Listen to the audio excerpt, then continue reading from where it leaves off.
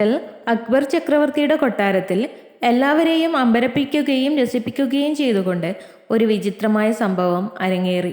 കലയോടുള്ള ഇഷ്ടത്തിന് പേരുകേട്ട അക്ബർ ഒരു മഹത്തായ രാജകീയ ഛായാചിത്രം ഉണ്ടാക്കാൻ തീരുമാനിച്ചത് മറ്റേതൊരു ദിവസത്തെയും പോലെയായിരുന്നു. അക്ബർ ചക്രവർത്തി തൻ്റെ ജീവിതത്തെക്കാൾ വലിയ വ്യക്തിത്വത്തോടെ രാജകീയ പ്രതാപം കാണിക്കാൻ മാത്രമല്ല തൻ്റെ ജ്ഞാനം പ്രകടിപ്പിക്കാനും കഴിയുന്ന ഒരു ഛായാചിത്രം വിഭാവനം ചെയ്തു. ഇത് പൂർത്തീകരിക്കാൻ അദ്ദേഹം തൻ്റെ വിദഗ്ധനും വിവേകിയുമായ ഉപദേശകനായ ബീർബലിനെ വിളിച്ചു വരുത്തി. ബീർബൽ കോടതിയിൽ പ്രവേശിച്ചപ്പോൾ ചക്രവർത്തി ഛായാചിത്രത്തിനുള്ള തൻ്റെ മഹത്തായ ആശയങ്ങളിൽ മുഴുകിയിരിക്കുന്നതായി അദ്ദേഹം കണ്ടെത്തി. അക്ബർ പ്രഖ്യാപിച്ചു, ബീർബൽ, എനിക്ക് എൻ്റെ ജ്ഞാനവും അധികാരവും പ്രതിഫലിപ്പിക്കുന്ന ഒരു ഛായാചിത്രം വേണം. വരും വർഷങ്ങളിൽ അത് രാജ്യത്തിൻ്റെ സംസാരമാകണം. ബീർബൽ എപ്പോഴും ദ്രുതഗതിയിലുള്ള ചിന്താപൂർവം പ്രതികരിച്ചു, രാജാവേ, തീർച്ചയായും ഒരു മാസ്റ്റർ പീസ് സൃഷ്ടിക്കാൻ എനിക്ക് ഒരാശയമുണ്ട്.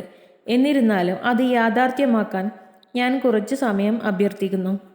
ചക്രവർത്തിയുടെ അംഗീകാരത്തോടെ മികച്ച കലാകാരനെ കണ്ടെത്താനുള്ള അന്വേഷണത്തിലേക്ക് ബീർബൽ പുറപ്പെട്ടു. ദിവസങ്ങൾ നീണ്ട അന്വേഷണത്തിനൊടുവിൽ കലയോടുള്ള അസാധാരണമായ സമീപനത്തിന് പേരുകേട്ട അർജുൻ എന്ന വിചിത്ര ചിത്രകാരനെ അദ്ദേഹം കണ്ടെത്തി.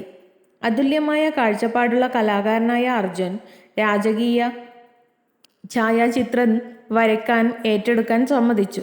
അദ്ദേഹം ഛായാചിത്രത്തിൽ പ്രവർത്തിക്കാൻ തുടങ്ങിയപ്പോൾ കലാകാരൻ്റെ പ്രത്യേക തെരഞ്ഞെടുപ്പിനെക്കുറിച്ച് രാജ്യത്തുടനീളം ആളുകൾ പറഞ്ഞു നടന്നു. ദിവസങ്ങൾ ആഴ്ചകളായി.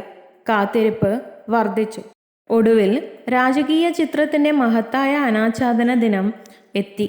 അപ്രതീക്ഷിത മാസ്റ്റർ പീസ് വെളിപ്പെടുത്തി തിരശീല നീങ്ങിയപ്പോൾ കോടതി മുഴുവൻ ആവേശത്തിൽ തടിച്ചുകൂടി. അക്ബർ ചക്രവർത്തി തൻ്റെ സിംഹാസനത്തിൽ ഇരിക്കുന്നതായി ചിത്രീകരിച്ചത് എല്ലാവരെയും അത്ഭുതപ്പെടുത്തി. പക്ഷെ ഒരു മാറ്റമുണ്ടതിന്. ഗൗരവവും ഗാംഭീര്യവുമുള്ള ഒരു ഭാവത്തിനു പകരം തമാശയുടെയും കളിച്ചിരികളോടെയുമാണ് അക്ബർ രാജാവിനെ വരച്ചത്. തൻ്റെ അരികിൽ നിൽക്കുന്ന ബീർബലാണ് സന്തോഷകരമായ ചിത്രത്തിന് പിന്നിലെ സൂത്രകാരനെന്ന് മനസ്സിലാക്കി അക്ബർ തലയാട്ടി. ആദ്യം ഞെട്ടിപ്പോയ അക്ബറിന് പൊട്ടിച്ചിരി അടക്കാനായില്ല.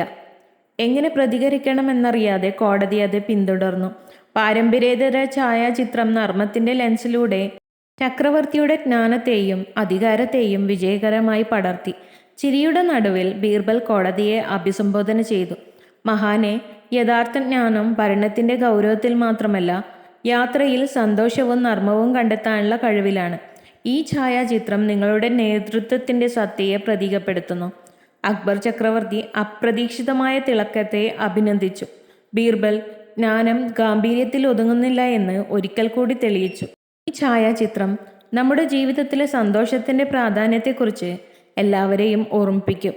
തമാശയിലൂടെയും സന്തോഷത്തിലൂടെയും ജ്ഞാനം പ്രകടിപ്പിക്കാമെന്നതാണ് കഥയുടെ ധാർമ്മികത. ഒരു നേതാവിൻ്റെ നിസ്സാരതയെ ഉൾക്കൊള്ളാനുള്ള കഴിവ് യഥാർത്ഥ ജ്ഞാനത്തിൻ്റെ തെളിവാണ്. If you love to watch this video, you can like, share and subscribe.